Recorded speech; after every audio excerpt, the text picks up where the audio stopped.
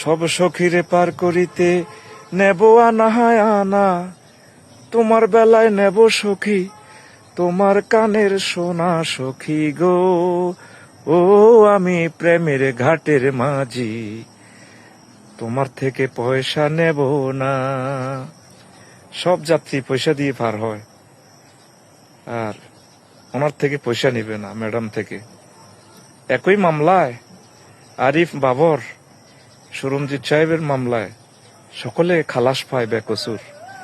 শুধু হাফেজ নাইম, রাসূল সাল্লাল্লাহু আলাইহি সাল্লামের স্নেহের ধন, 20 বছর জেল খাটার পরেও তাগুতের জাল মেটেনি। এখন ওনাকে ফাঁসির রশি পড়তে হবে। ওবায়দুল্লাহ ফারুক ভাই, জামাতের কাপড় খোলার আগে হাফেজ নাইম ভাইয়ের গলার ফাঁসির রশিটা খুলে নিন। আল্লাহ তোমার ইজ্জত ও জালালের কসম, হাফেজ নাইম ভাইয়ের গলায় যাতে ফাঁসির রশি না লাগে আল্লাহ। একই মামলা, সবাই বেকসুর খালাস।